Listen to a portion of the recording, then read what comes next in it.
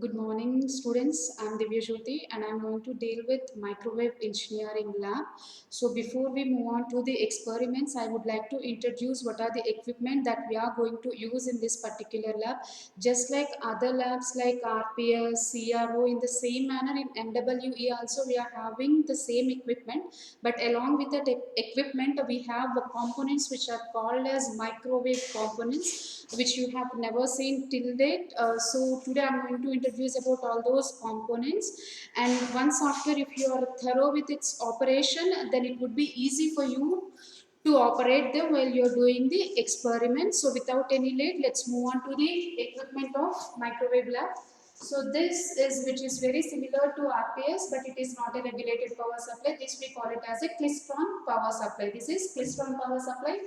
And then here we have this one, we call it as a klystron mount.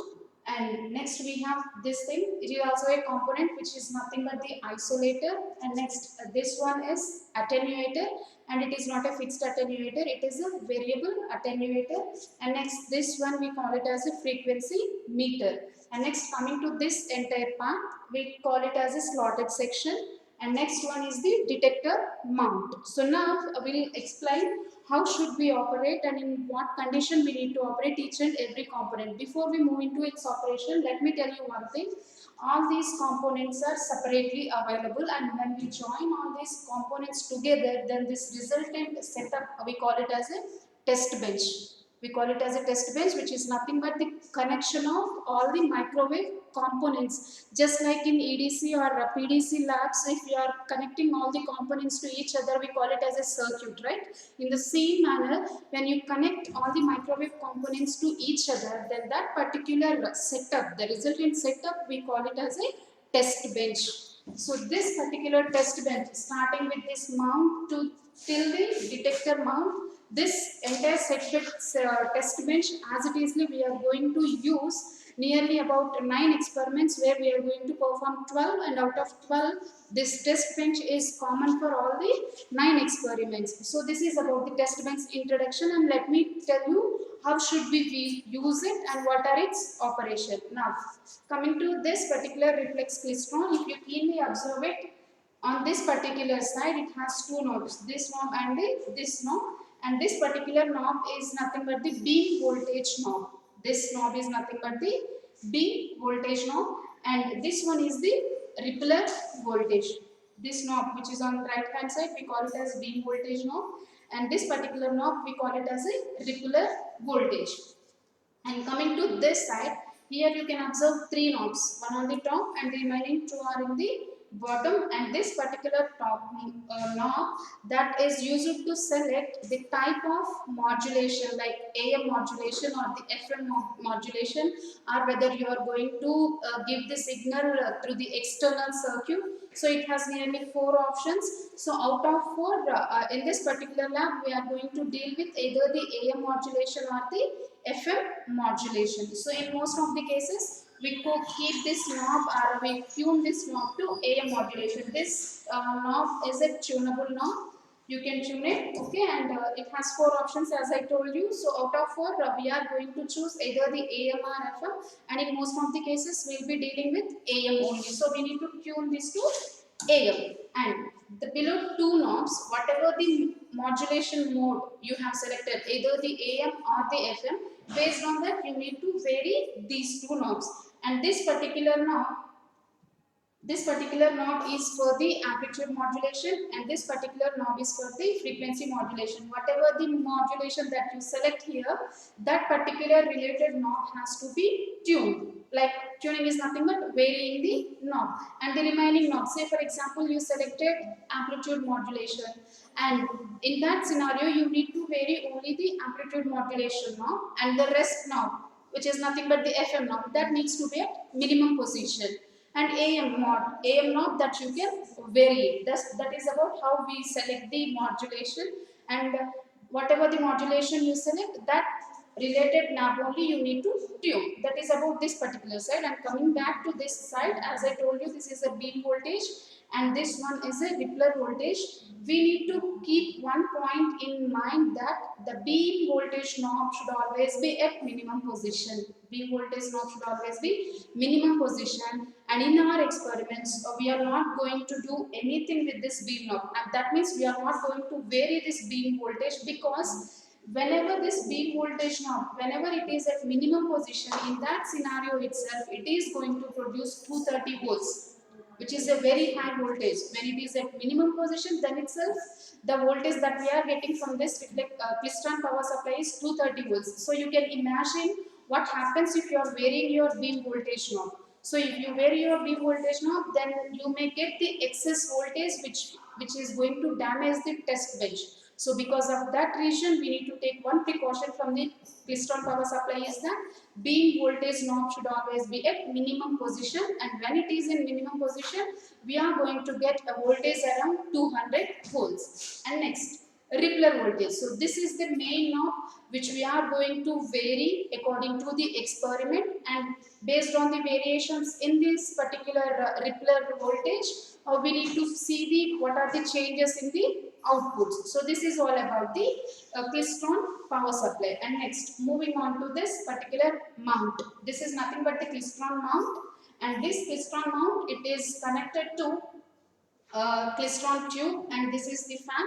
And why fan is introduced here is that uh, Klystron power supply, it is going to produce very high voltages. Okay, so there could be a chance of fluctuations in the voltages as well. So whenever the test bench or this particular Klystron tube receives a high voltage, then in that scenario the fan is going to turn down so that it will cool off. The excess voltage will be converted into a mechanical term, so that the fan gets turns on. So the fan keeps on rotating in order to cool down the setup. That is about the fan and why we need to use the fan. And this Klystron tube, it functions like an oscillator, and you might know what exactly an oscillator is. So the function that is going to be performed by oscillator is performed by this particular Klystron tube. And the general oscillator and this particular Klystron tube, there exists a difference. Klystron tube is going to generate the oscillations at very high frequencies. As we know, microwave completely deals with very high frequencies, right? So at that high frequencies, the Klystron tube can function as an oscillator. That is about the Klystron tube. And next, this particular portion, we call it as an isolator, as I told you just now. And why this isolator is used is, from this Klystron power supply, we are providing input to this particular Klystron tube. And from this Klystron tube, it should move on to the remaining components. And in between this source and the destination components, we are making use of the isolator. Why? Because isolator will forward whatever the input that the Klystron tube has received in one direction only. That means it passes the input signal to the destination only in forward direction.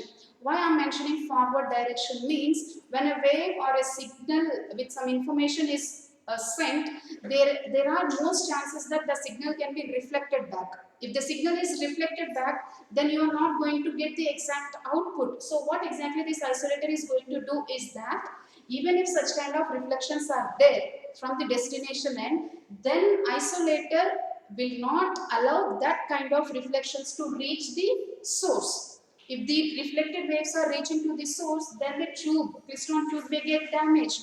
So why? Because it already sent the input signal. It is sending the input signal, and again it is receiving the signal, means it is going to handle with a more amount of signal, which might be a burden to the Klystron tube. So this isolator, it completely attenuates, it provides the maximum attenuation for the reflected waves, and it forwards and it sends the input signal in forward direction only. So in order to oppose, or in order to produce the maximum attenuation for the reflected waves, we are going to making use of the isolator. And the next one is nothing but the attenuator, and as I told you, it is a variable attenuator. You can move it in clockwise and anti-clockwise direction. And here you need to remember one thing is that before we switch on the power supply and before we start the experiment, we need to make sure that this attenuation should be of minimum. That means we need to keep the attenuator at 0 dB. Because if you are introducing attenuation, you know what exactly an attenuation is. So if you are introducing the attenuation, then output is going to be distorted. So in order to get the distortionless output, the attenuator knob should be at minimum position. And next, this is the frequency meter. And we all know that for a small signals, we can measure the frequency by making use of the CRO, like calculating the time period from the CRO and converting that time period into 1 by T, which is nothing but frequency only. For low frequencies, CRO is quite enough in order to measure the frequency. But now we are dealing with the microwaves, which are of very high frequencies, like in gigahertz we need to measure. So here, in order to measure the frequency of the signal, then nothing but microwave signal, we need to make use of this frequency meter. And here also we need to remember one thing, that this particular meter, it internally has two red lines, and those two red lines should be either at top side or they should be at the bottom side. And this is also a tunable. This frequency meter is tunable. So by tuning it like this, you can keep those two red lines either at the top or at the bottom before you start the experiment.